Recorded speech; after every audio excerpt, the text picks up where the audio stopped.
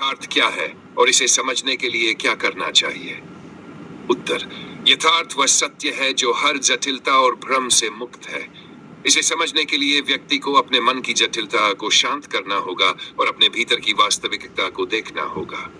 यथार्थ: अगर आप अपने भीतर की स्थिरता को समझे तो वो आपके हर विचार और धारणाओं से परे होता है। यथार्थ: यथार्थ के दृष्टिकोण से वास्तविक प्रेम क्या है?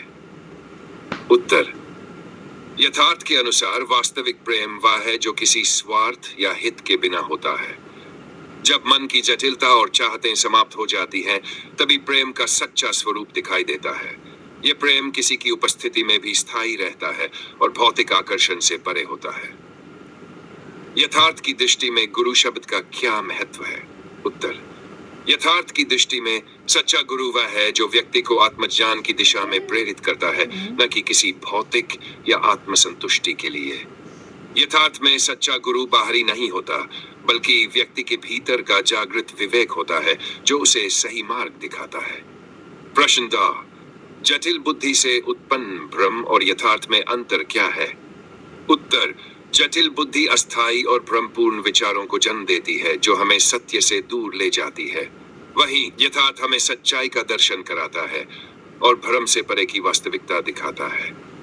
जटिल बुद्धि का कार्य सीमित है, जबकि यथार्थ की गहराई असीमित है। यथार्थ का स्थायी स्वरूप कैसे पाया जा सकता है? यथार्थ का स्थायी स्वरूप पाने के लिए व्यक्ति को मन की जटिलताओं को शांत करना होगा और अपने भीतर की शुद्धता को समझना होगा। जब मन निर्मल होता है, तभी यथार्थ का दर्शन होता है। इसके लिए बाहरी अनुशासन की अपेक्षा आंतरिक जागरूकता की आवश्यकता होती है।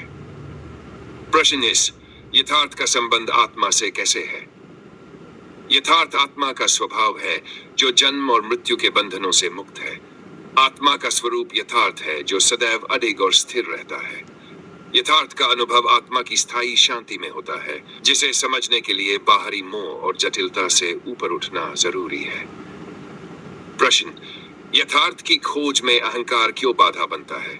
उत्तर: यथार्थ की खोज में अहंकार सबसे बड़ी बाधा है, क्योंकि अहंकार व्यक्ति को अपने सच्चे स्वरूप से दूर रखता है।